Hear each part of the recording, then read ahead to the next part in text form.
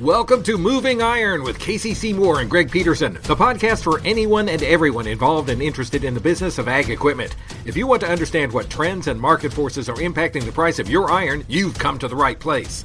Buckle up, it's time to move some iron. Hello and welcome to Moving Iron Podcast. I got Greg Machinery, Pete Peterson on to talk about what's happening in the world of auctions and equipment and whatnot. But this edition of Moving Iron Podcast is brought to you by John Deere. Greg, how you doing today? I'm doing well, Casey. How are things out in Nebraska? You know, it's not too bad. It's we got a little rain. Now that it's windy and warmed up back again, so it's back to normal. But it's summertime in Nebraska. Yep. Here we go. Here comes summer. That's right. How things up your way? You guys still getting a bunch of rain, or is it settled down? We got some. We'd been really dry. There were a week and a half ago wildfires in northern Minnesota and along the Lake Superior and two harbors. Some pretty scary stuff. But we did get some rain a week before Memorial Day, and then a little on Memorial Day. So, yeah, it was timely, but it has been cold. But today it's about 92, so that tends to sap this old Norwegian that's too hot. Yeah, it's a little warm. It's a little warm this time of the year. We actually had a couple days here that are fairly cool, so we had a pretty warm weekend. So again, summertime in Nebraska. As I get older, I'm increasingly a fan of 60-degree weather. I mean, we need the heat for, heat and rain when we need it for crops and stuff. But I won't argue if it's 65 out. That's a nice day for me. My joke with my wife all the time is winter needs to last from about the first part of November through the end of January, and then after that it can be whatever it wants to, because that's hunting season. As soon as hunting season's over, it can go be 65 degrees again. It'd be great. Hunting season. So what do you hunt, Casey? I guess I've never asked you. I'm a bird hunter. I hunt a lot of upland game, so pheasant, quail, that kind of stuff. Got a pointer and nice. A bunch of orange. How are the pheasant numbers out in western Nebraska these days? They're really good this year, but it was just so warm that you couldn't hardly hunt them, and they were way ahead of your dog, and I don't move as fast as I used to, so you know. Oh, I resemble that remark. I hear you. You duck hunt too? Occasionally, I don't mind it. I don't look for it either, but I don't mind it so much. But I go out and if I can get some ducks, I like duck hunting. I don't so much like goose hunting, those kind of things. Funny thing a lot of guys do around here with their geese, they go shoot geese, and then if they're cleaned, you can take them to the zoo here in town, and they'll feed the goose to the lions and whatnot. So it's pretty wow. Cool. That's so you have a zoo in Scottsbluff? It's got animals in a cage, yeah, and so that's awesome. I did not. I've been to Scottsbluff a couple times. Next time I'm checking out the zoo. That's awesome. It's the it would be the equivalent of of a retirement home for zoo animals, if there's such a thing. There's they've got a few gray hairs on them out here at the old Scottsbluff County Zoo. So. Well, once again, I resemble that remark, so it's all good. It's all good. It's a neat little zoo. They got. Cool. Some monkeys and whatnot, so it's all right. It's all right for a little bitty town. Well, for those monkeys, that's kind of next level. And my experience has been, lots of little zoos. We got buffalo out here outside of Rochester. No lions, and definitely no monkeys. That's that's next level. You guys do it right now in Nebraska. Well, it's an old chimpanzee, if I remember right. It's been a long time since I've been there. We used to take our kids there all the time. Oh, great for little kids, when they were younger. But it's been a few years since we've been. But I probably should go back out there sometime and take a lap, see what's there. Every year that's why I like talking to you every week, Casey, because we can be talking about used equipment, but all of a sudden we're talking about chimpanzees or something. So that's pretty good. Yeah. Well, there's a few things swinging around on some tree limbs out there. If you watch some of these auctions lately, there's been a fair amount of volume that's come through again, and we're still tracking, higher prices than we've seen over the last 18 months. So good stability in the marketplace. That's what we're really striving for at the auction marketplace, is that stability, because that's the footing for everything for the overall marketplace. So, so if you're in the market to trade something in, things are back, to a fairly decent number now again. So that's good. But there's been, before we started talking, we were talking about some sprayers and stuff you saw sell and saw an Apache sell and those kind of things. But I think the sprayer marketplace to me is it's really setting itself up to see some dynamic changes just because of the technology that you can get now on these machines and the layered entry levels that you can look at and kind of ramp things up. When you're out there, let's talk a little bit about this sprayers that you saw go through sell, and then we can come back to this. But as you're watching this go through, sometimes I feel like guys are looking at sprayers, especially some of these older sprayers. Like when I first started in this business, if it was 3,500 hour, 5,000 hour, 6,000 hour sprayers were like you didn't really see. They weren't a hot item. But here lately, you watching those sell, and there's shockingly some pretty high prices on them. Yeah, I think you're right, Casey. Just like we see with tractors the last maybe 2 years, if it's good shape, even with higher hours, those hard cash auction prices have solidified again. With the caveat being, it's got to be good condition. So, for example, we saw a John Deere 4830. I think it was a 10 model, so it's pre-def. You got to consider that whole thing. But our friends at the Steffes Group sold it May 20th. So as we're recording, it's a week ago. So last Wednesday, it was an online sale. But the sprayer was from Lake Park, Minnesota, and it had 2,341 engine hours on it. And a couple episodes ago, you were talking about parsing data. So the spray hours on it were only 908, and it brought $82,000, which was pretty interesting because the average auction price so far this year in a 4830 is just over 73.1, and that's actually up 4.8%. Last year, the average auction price was about 69.8. And last year it was up 3.5%. But the two previous years, of course, 23 and 4, we saw big drops. They were down percentage-wise 26.1 and 29.9. So there's that footing you were talking about solidifying since that drop, the correction in 24, basically. And I think with sprayers, Casey, Deere in particular and others now with retrofit, making what's old new again in this technology. I wonder if sprayers will go down the planter path, what we see there in the used market, if it's retrofit just right for that area. If you're in western Minnesota, it's beet country, you need it this way, you need these things, versus central Illinois, you want it another way. And when it's spec'd right, the hard cash auction price will be like, ooh, that was strong. But if it's one that has not been updated, then it's kind of ouchy. And I wonder if we won't see that kind of develop more in the used sprayer market at auction. What do you think? Yeah, I think I'm right there with you. If you look at, me and Aaron Fennell used to talk about it, way back when we first started this about planters, then we called them precision donors, right? Because they were like a $40,000 or $50,000 planter that was going to take a lot more than you paid for it to just get it halfway usable again. Right. And so my mindset was like, hey, they're buying this cheap so they can go do, or they're talking about a Deere system or a precision plant system, like whatever they were going to do, right? Those are going to be what was really kind of falling into place. And then, so you start looking at some of these sprayers and you start looking at what the biggest contributing factor to a sprayer is, obviously the powertrain. And then, the motors associated with the spray systems, right?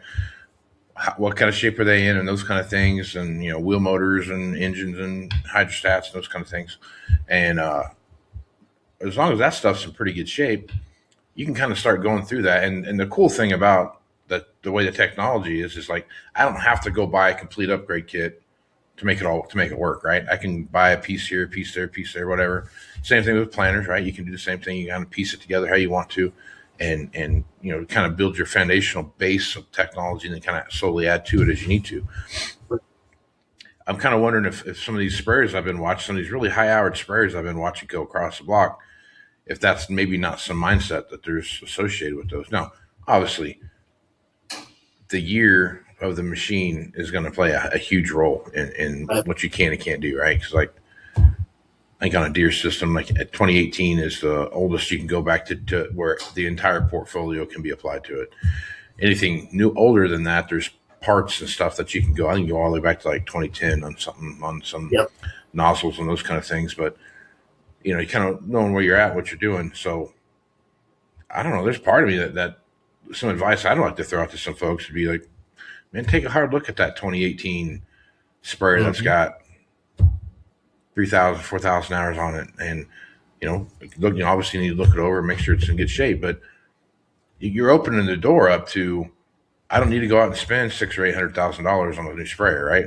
I can spend 50 here, 25 there, 30 over here. Next thing you know, I spent $250,000 over the course of a 5-year period or something like that. Right. And I'm now have a,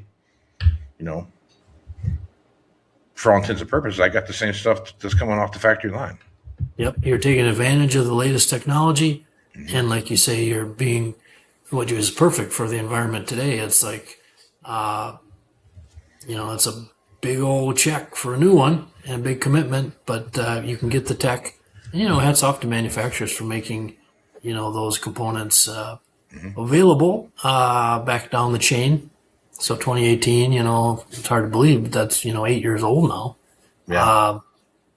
And I think, like you said, the history of care on the thing. So if it's an 18 or 19 or 20, I was just looking at some auctions today, and I think the auction company did a really nice job working in the one owner factor. Don't bury the lead. I mean, way down on line 6 or 8 or whatever.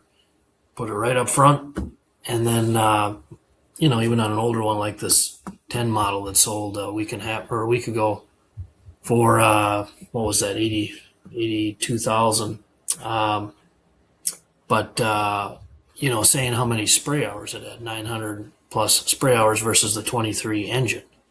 So then it lets a potential buyer go, well, okay, 2,300 engine, but 908 spray hours. And then I can't remember if that was one owner, but again, you can work those pieces in. But I know on the planner side, it just hard cash auction pricing. It's really hard for me analyzing all the data as it pours in to just give one statement to the planting and seeding market, because you'll find these used ones that are spec'd out just right and they sell strong, and then the other ones just don't. So when dollars are tight, finding exactly what you need, whether it's a planter or a tractor, has become more important. And I think across the board, that's kind of what we're still seeing, Casey. I know there was another sale Saturday in Pennsylvania, Corey, Pennsylvania, that I was watching. I think that was TriStar Auctions had that one. Nice hay equipment. They had a 15 model New Holland roll belt 450, 7,600 bales through it. Looked really sharp. Went for 23,000, and I thought that was pretty solid. And then I went back in our data, found one almost a year ago, also on an auction in Pennsylvania, but that was an 18 model with fewer bales through it, like 5,500 bales through it, brought 23.5. So again, a 10, 11-year-old round baler, if it's nice, the money is holding there. But again, if it's not sharp condition, then you start to see that, bigger slide off quicker these days. Yeah.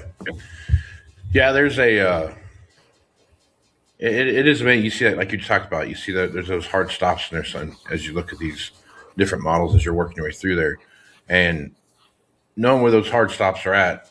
I've talked about this on here before, but knowing where those hard stops are at, whether you're talking about a reconditioning point or you're talking about a year, make, model, hour point, understanding what those hard breaks are is really important when it comes time to sell something. When you're looking at the trade, either you're taking to auction or you're going through trade cycles or whatever it might be, understanding what those are at and what's it mean if I jump out a little bit earlier, I go past that point. What do those look like? And truly understanding that stuff makes a huge difference in how you're going to go about your next buying decision. And I think that's something the guys really need to pay close attention to.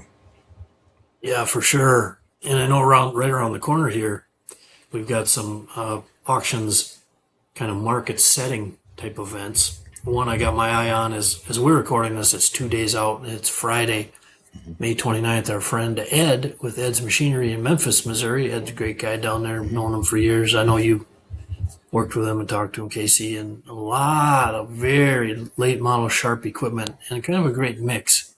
I just posted this morning. He's got an 8R 370 with like 178 hours, an 8R 280 with low hours, a 6R 140 with hardly any hours. But then he'll sprinkle in like a pre-def John Deere 7630 two-wheel drive with a loader with only 1,583 hours.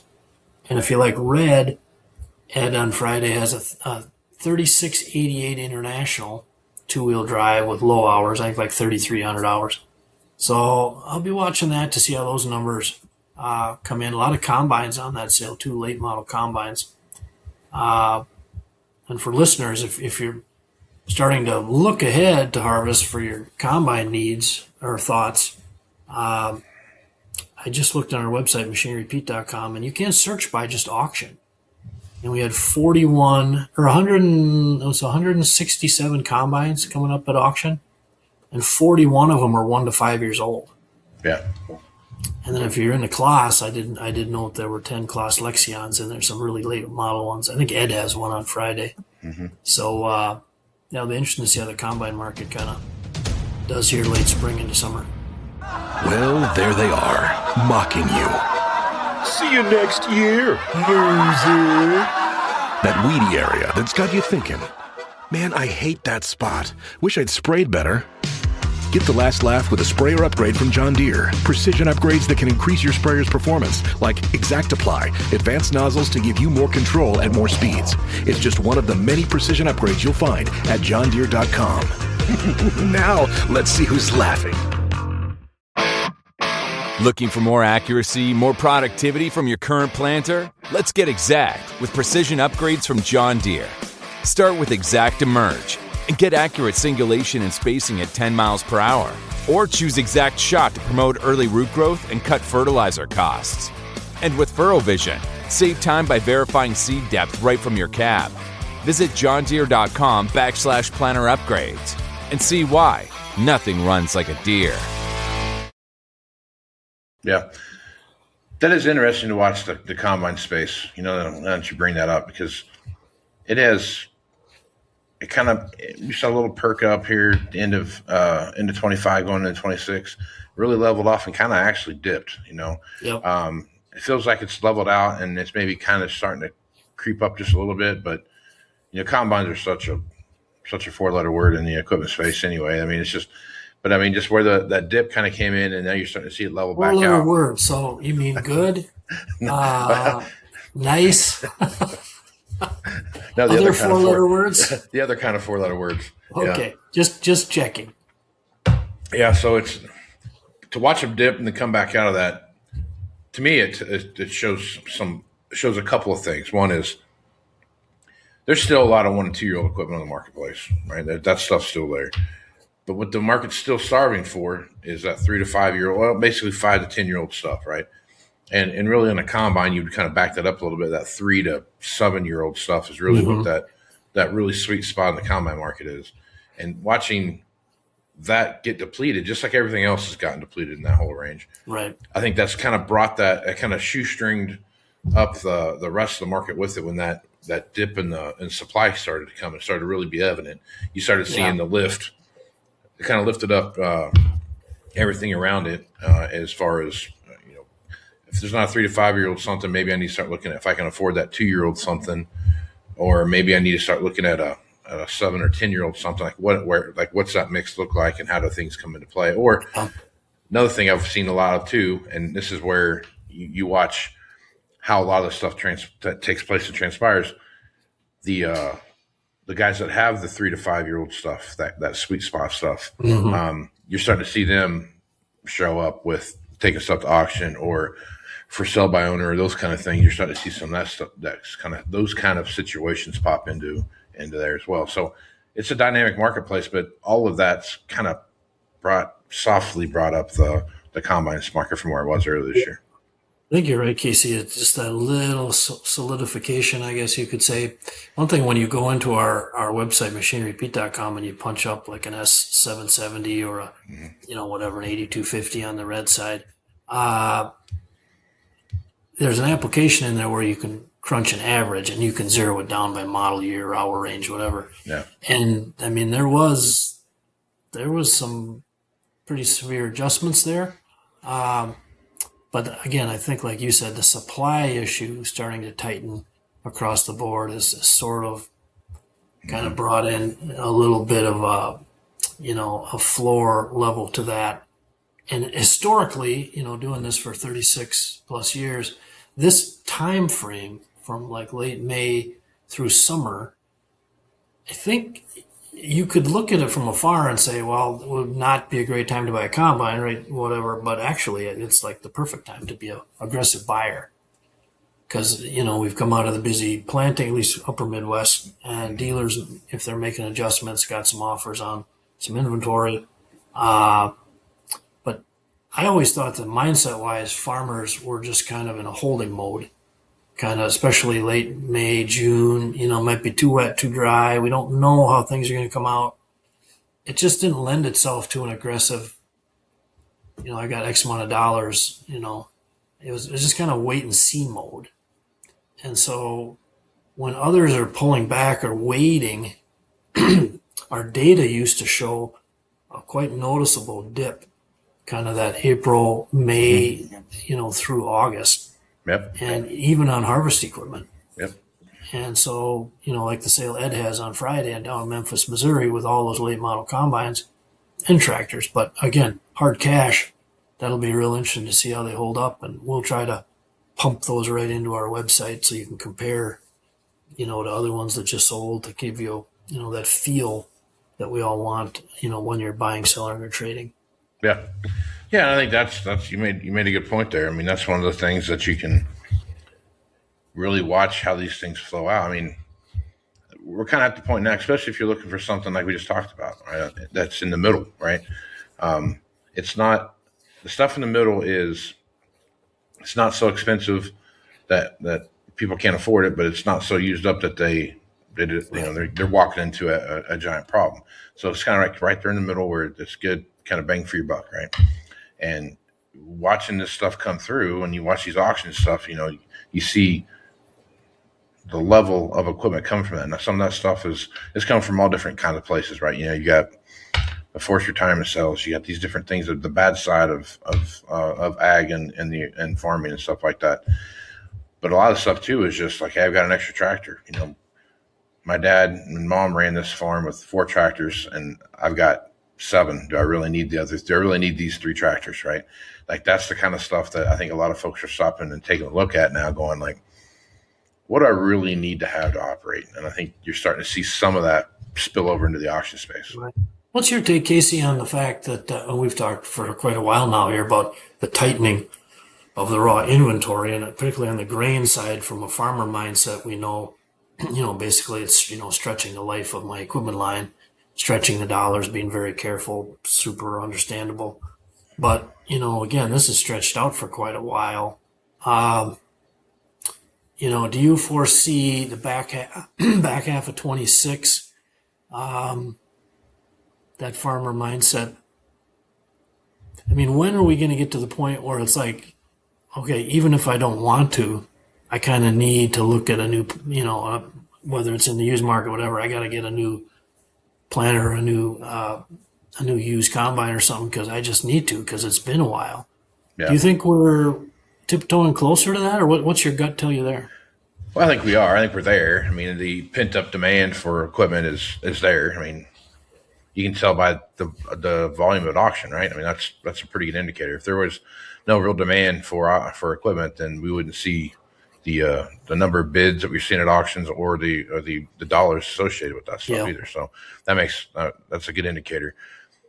I think when you're looking at the OR space, as I look at 26, there's some dynamic stuff that's happening in the marketplace that's going to, in certain areas, that could have a big effect on regionally speaking, like that here with, the drought stuff. Okay, so the water coming through the canals from the mountains for irrigation, that's down by like 30, like down to 30 or 40%. Like it's not off 30 or 40%. It's that's what you're going to get. So there's just some guys that just flat won't get water. They should grow anything. A lot of prevent plant, those kind of things.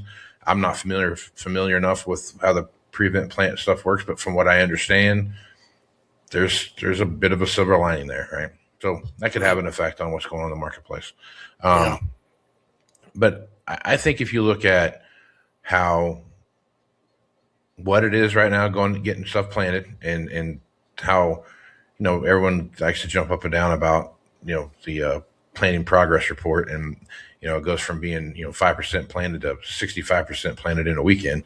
As soon as you get some dry weather, they can make it go. But it feels like 26 is going to be a slow grind to a better situation than we've seen the last 3 years. Yeah. I don't think it's going to be like, oh, we're 27s here now. It's gumdrops, candy canes, it's nothing like that. But it's a slow grind into that like better, more prosperous times. Now I'm distracted because one of my favorite things is life are gumdrops. So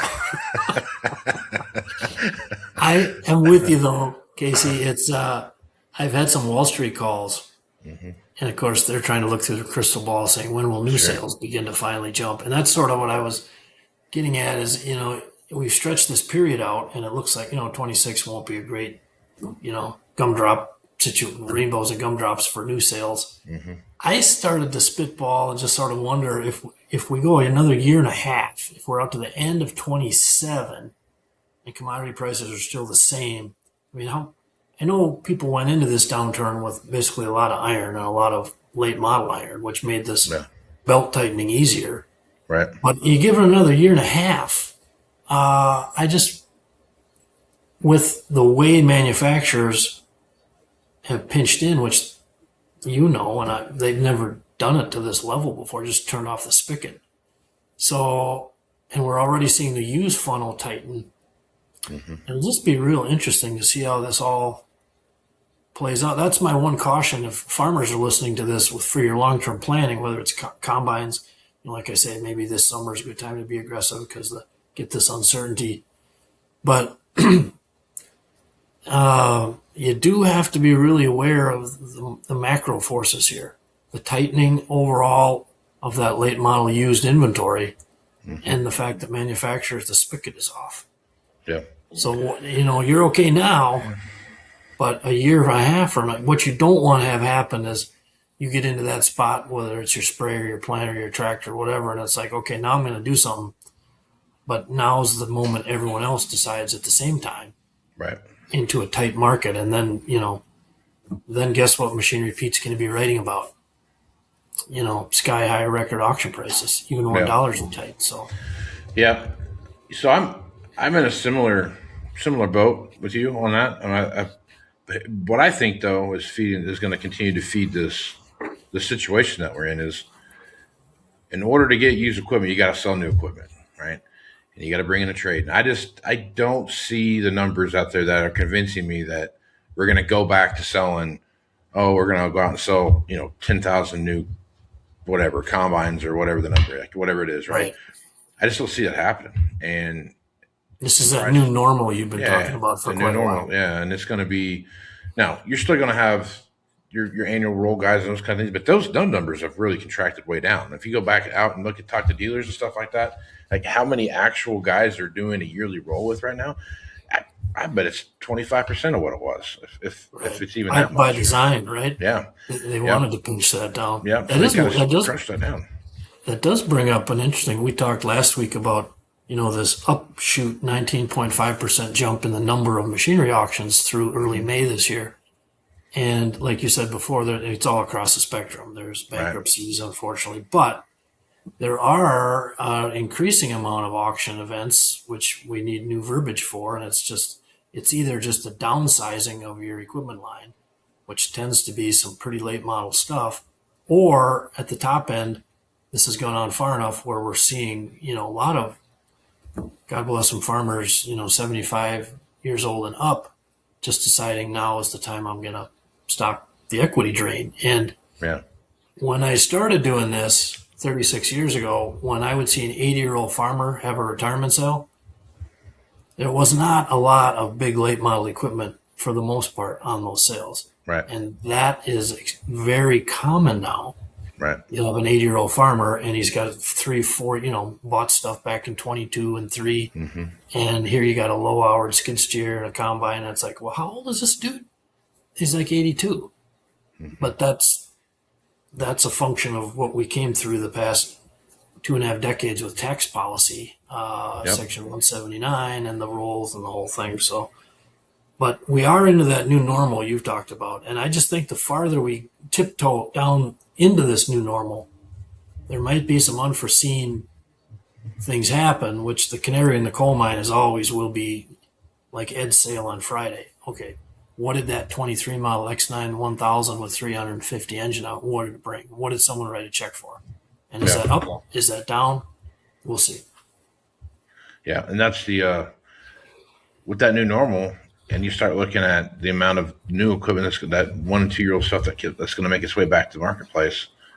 I just don't see those things getting really, and also too, I think the other thing driving that is a lot of guys again. Do I need 7 tractors when this farm's been farmed with 4 for a really long time before that?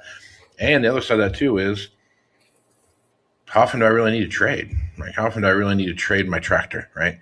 How often do I really need to trade my combine? Like what am I comfortable with? Those kind of things. And like those extending of trade cycles is another thing too that I think is going to continue to drive some of this stuff. So yeah, there might be a shrinking of the amount of new population that gets put back into the system, but that's not necessarily solves the problem, right? I mean, you still have to have the number of buyers to come in and buy it, right? So I mean, if you've got one and you can't sell it, you got one too many, right? And that's just how it works. And that's going to be the same process through the used equipment cycle that we've watched over the last 20 years that I've been doing this. Watch its way through that you hit a point in time when you can only sell so many of X, and then you've oversupplied the marketplace, and that's where auctions come into play. All these years doing this, in a weird esoteric way, I've always pictured a merry-go-round, with the music playing when we used to go on them as kids, and then took our kids to the merry-go-round and kind of go around, wouldn't go too fast. But then we've seen a couple periods where that in our space, the farm equipment space, where that merry-go-round gets going, hold on tight, everything's flying. But to me, that new normal you're talking about, when I picture the space, it's like when the music stops, and then it's a question. And so the merry-go-round grinds to a halt pretty much. And then it's a question of how long does the merry-go-round stay put? And we're drifting, in my 36 years, we're drifting now into a period where that merry-go-round hasn't been going for a while. And that's that new normal.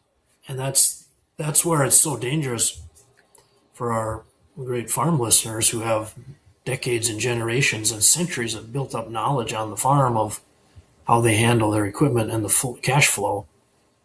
But they haven't seen this before. It hasn't been like this. And so that's what, again, just to be aware of it. And, I guess eyes wide open, so to speak. Yep, for sure. I think that's the key to that. And that merry-go-round analogy is a pretty good one. It's like I take my kids to the county fair and stuff like that, and they always have the Ferris wheel. And it seems like you get a ride for 15 minutes, but 12 of those minutes is a stop and go to let people on and off. And then you finally get like 3 revolutions and you get off, right? And that's kind of what it feels like, like it's stop and go, it's slow grind, it's you up there swinging back and forth in the chair, and then soon you move a little bit, we're getting ready to go now, and then you stop again, we're getting ready to go, stop again. And it's just the stop and go that we're seeing of the marketplace, like it's starting to, but still just a slow grind. I don't want anyone to take what I'm saying as anything negative, because I'm not being negative here. I'm saying like it's just a slow, steady grind that's going to continue to kind of inch things up and up. I mean, I think. Well, like you said before, Casey, it was footing with the auction prices. So when I say John Deere 4830 sprayers are up 4.5% this year. Is that magic? No, that's just real. And that's that footing, like you said at the top, that it's in place to build on that. And where we were 2 years ago in 24 was a wholly different place. And I've never seen the space shift so quickly. And that's, because we have fewer dealers and they're massive, and they, my dad had 2 stores. He couldn't sell his way out from under that excess back in the day because he'd been out of business. Right. Now they can, in massive losses, but this is why the manufacturers wanted fewer dealers, because it fosters a more efficient turn. And so, again, we're in an interesting spot. And okay, now I'm thinking about merry-go-rounds and Ferris wheels. And I think there might be a correlation there with our rural faith, because we hopped on those things and we took our kids there, and these things just came off the highway. And you slap it together, and we'll put our 2 little precious angels on this. It's just all, hey, it works out. Yeah. And the new business idea of the day, I think, when Machinery Pete retires, I might have to start a gumdrop business. There you go. Machinery Pete gumdrops. I could go county fair to county fair. I thought you were going to tell me you're going to be a carny. That's all your fault. You brought it up. I thought you were going to go, I'm going to be a carny and get the carnival going. I can picture you being Joe Dirt on the tilt-a-whirl. I can see that, see that. I don't know if Mrs. Machinery Pete would go for that lifestyle, so to speak. She could throw the hoop toss thing on top of the jar thing. She could run that game. There you go. I played basketball solid till I was 20, but I could not, the little thing where you shoot and that rim was like this big. Yeah. I could sit there and pump in $15, and that's where you start to figure out sometimes the game is rigged. So a lot of life lessons. The other life lesson I learned one year in my little town of Benson, for they brought through, kind of like you were saying with the lions and stuff. They brought through a traveling, like a circus, but on a small scale. So they did have a gorilla. It's the only time a gorilla has been in Benson, Minnesota, and it was in this cage. You feel bad for it, but we were walking through this thing, and my dad, he's kind of a wise guy, 88 now, and he kind of made a little face at the gorilla when the gorilla spit at him and plastered him. Mr. John Deere just got soaked by this gorilla on this traveling train. So that was a life lesson. Don't ever antagonize monkeys. So see what you can learn on Moving Iron Podcast. That's right. I had a chance to look up here. What's that? It's called, the zoo in Scottsbluff is called the Riverside Discovery Center. And they do have chimpanzees, and they've got a tiger. So, well, there you go. If you got your kids or grandkids through Scottsbluff, and then all we need is what's your best local restaurant recommendation for Scottsbluff? What's your favorite? Well, if you like Mexican food, it's a great place to stop because there's plenty to pick from, right? But we have a local brewery here in town that does wood-fired pizzas and stuff, and they make their own beer and whatnot. So that's kind of my hangout. So nice. Whenever I get out of my cage, just like the big gorilla, Out of the cage, yes, exactly. All right, Greg. Folks want to reach out to you. Best way to do it is go through your socials or go to machinerypete.com. Yeah, email link on the bottom. Just reach out, folks. Always happy to visit. We got a few outings coming up. Should be fun. So keep an eye on social. We'll let you know where we're headed next. Right on. Well, Greg, we appreciate you being on the podcast. We'll catch you again next week. Sounds great, Casey. Have a good week. Thanks for joining us. We'll see you again next week. And remember, Moving Iron is available on Farm Journal's YouTube channel and anywhere podcasts are found. So until next time, let's move some iron.